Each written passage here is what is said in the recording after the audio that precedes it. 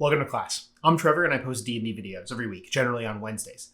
In this video, I'm taking a quick break from the Magic the Gathering inspired Homebrew to talk about the newest release, Fizban's Treasury of Dragons. Now, this book is obviously dragon focused, and I'm not going to break down all the component parts. Honestly, if you want that, I cannot recommend Fry Mini's channel enough. Before I got my copy of the book, I was watching his Fizban's videos. I'll link his playlist in the description or in the iCard somewhere in this zone. And if you want more deep dives into the individual components, go there. If you want my opinion on what can be found in this book and whether or not I think it's worth picking up for a DM or for a player, then stay tuned. And if you want to think about how you could use this book in a Magic the Gathering sense, I'll definitely include that as well. So let's jump into it. Overall, as someone who has a lot of difficulty playing dragons, like role-playing dragons as a DM, I really liked a lot of the resources in this book. Besides the stuff that I'll get to later with like magic items and monsters and player options and all that stuff, there's a lot of role-playing tips for how to play dragons correctly, and I really like that. I did not expect there to be so much nuance in terms of the personality between all the dragons. Like, to be clear, I know that nuance exists. What I mean is I didn't expect them to cover all of that in this book, and I think the way that it's done is beautiful. I'd really have to sit down and mull it over and make sure that I kind of study up on that to run those dragons correctly in my game if I were to use, like, say, a topaz dragon versus a green dragon or what have you. But just having it as a resource, like having it available, I think is really awesome and was something that I was very surprised by. My favorite parts of this book, in no particular order, really break down into three different things. And the first one is the Dragon Magic section. The Dragon Magic section includes new spells, which is always awesome. I love that. It helps me come up with ideas when I'm homebrewing spells, and it adds more spells to my player's repertoire, which I really enjoy. It also has the magic items, and my personal favorite part of this, which are Horde items. Horde items remind me a lot of the vestiges from Critical Role. I've always loved the concept of items that level or scale in power.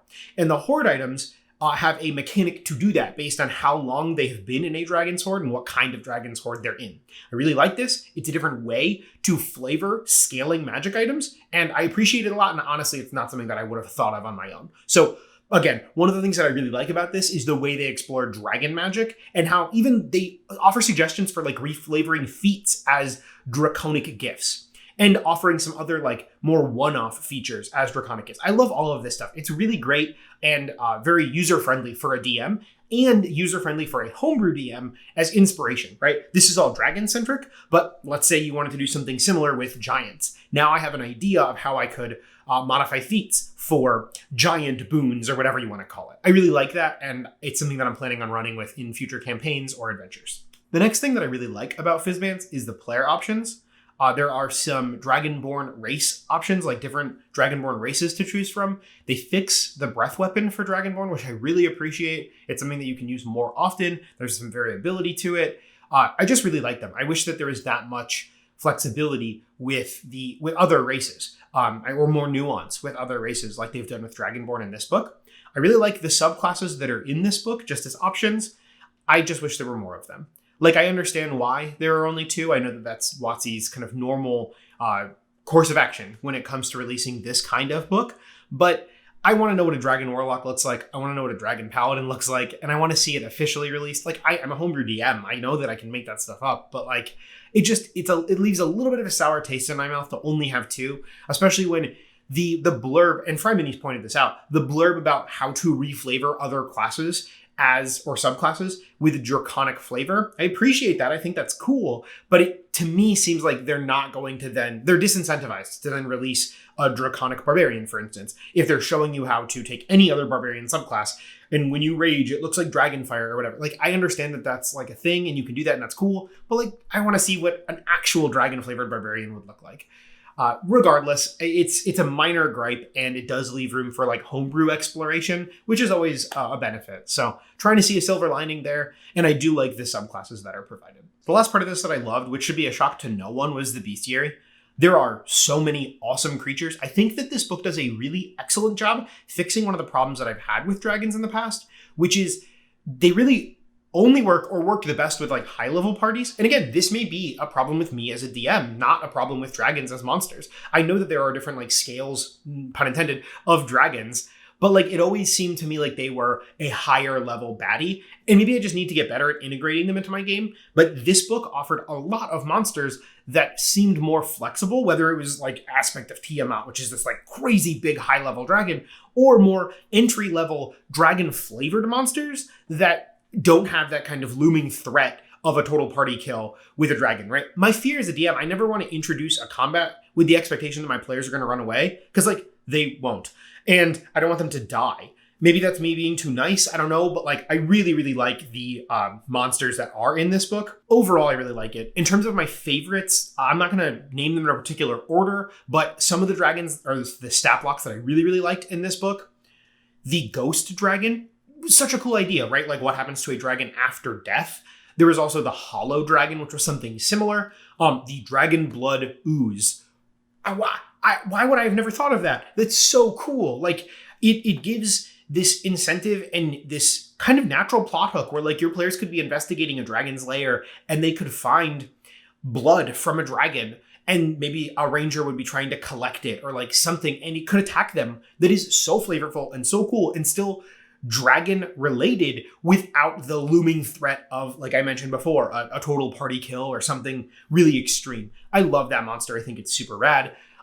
The horde mimic or mimic horde, I don't remember the order of the name. My players would be so livid if I did that, and I'm still planning on it. I just think that that is so cool. I have a really narrow perception of mimics, and I need to open or broaden that. Like I know that there are like door mimics or like other random mimics that you can like throw at players, and a mimic horde just seemed perfect. And I never would have thought of that, especially the scale of that.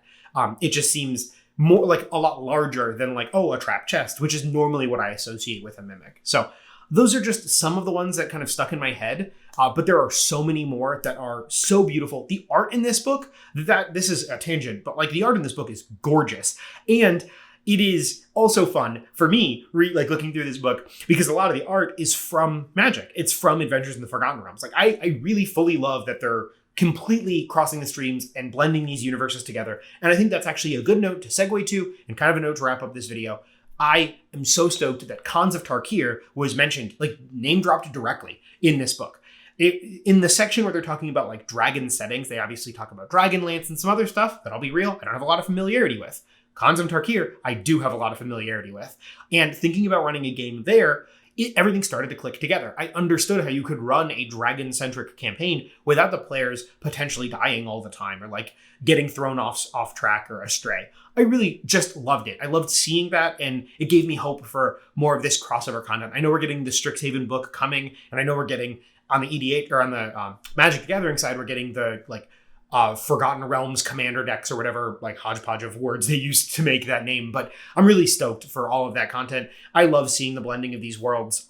For me, it just makes both of them more rich, especially given my background in Magic the Gathering. So overall, in terms of Fizban's Treasury of Dragons, would I recommend this? It's honestly hard to say. If you I guess really yes is the short answer. Because I am a dragon fan, but have difficulty running them, and I think this offers a lot to solve that problem. If you are not a fan of dragons, obviously avoid this book, but that kind of goes without saying.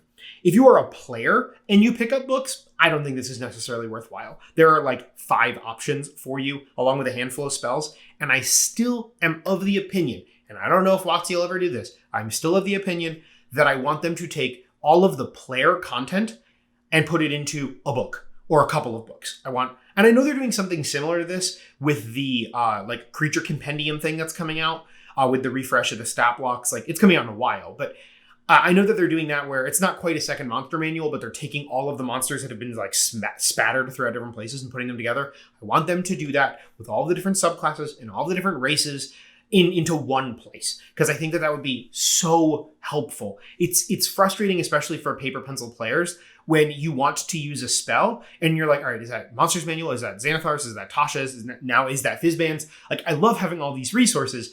And I know, I guess beggars can't be choosers, but I wish that there was an easier way to find all of them. Right. Mini rant over, wrapping up the video. In the coming weeks, I don't know the exact schedule for all these things, but I know I have a video planned talking about different flavors of goblins, taking some inspiration from Lorwyn to spice up the goblins in your 5e campaign. I have a couple of Strixhaven magic item and monster homebrew videos in the pipeline. I know on the magic side of things, Innistrad Crimson Vow, the spoiler started just the other day as of recording this video, and I'm already starting to drum up some stat blocks and try to ride that hype wave and get out some content that's vampiric and fit for the season and also fit for the flavor of that world, or at least Innistrad in the new form after the events of Midnight Hunt. So if any of that stuff sounds interesting to you, or if you have suggestions for anything from Magic the Gathering that you want to see turned into 5e material, or just general D&D tips or tricks or anything like that, please drop it in the comments below. Subscribe to the channel, and as I always say, be safe. Make smart life choices.